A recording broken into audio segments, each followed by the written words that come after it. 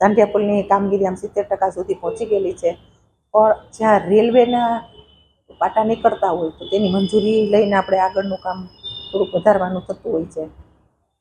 4-6 મહિના પહેલાં પણ આ પુલની અંદર એક બ્લોક છે થોડોક આડો પડી ગયો, તેને આપણે સીધો કર્યો, અને 2 મહિના પહેલાં જ પણ મેં એની વિઝિટ કરેલી હતી. રેલવેના પ્રશ્નને હિસાબે આ થોડુંક કામ ધીમું ચાલે છે, એટલે રેલવેમાં મંજૂરી લઈ અને જે 2 બ્લોક બાકી છે કરવાના પુલના, એ પુલનું તાત્કાલિક ધોરણે રેલવે મંજૂરી આપે તો ઝડપથી કામ ચાલુ થઈ જશે. મંજૂરી માટે તો પત્ર વ્યવહાર પણ કરી દીધો છે, ભલામણ પણ કરાવેલી છે. મંજૂરીનો પ્રશ્ન ક્યાં છે એ તપાસ કરી અને ઝડપથી આ કામ થાય, કેમ કે ત્યાંથી નીકળવા માટે પણ પબ્લિકને ઘણી બધી અસુવિધા થતી હોય છે.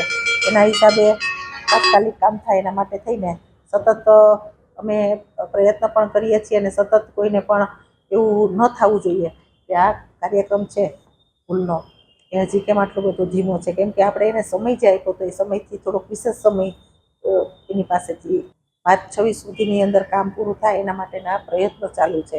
કેમ કે રેલવેના પાટા ત્યાંથી નીકળતા હોય તો રેલવેની પણ મંજૂરી લેવાની થતી હોય છે આપણે, એટલે રેલવેની મંજૂરી પછીથી આ કામ આપણે આગળ કરી શકતા હોય. કોર્પોરેશનની હદની અંદર જે કામ કરવાનું થતું હોય એ કામ તો ઝડપથી પતી ગયું છે, પણ રેલવેનું જે કામ મંજૂરી લેવાનું છે એમાં થોડીક નીતિ ઢીલી લાગે છે.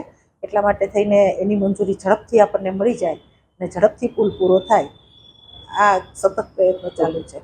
સાંજ સમાચાર ફેસબુક પેજને લાઇક કરો, વિડીયો શેર કરો અને વધુ વિગતવાર સમાચાર માટે sanssamachar.net વિઝિટ કરો.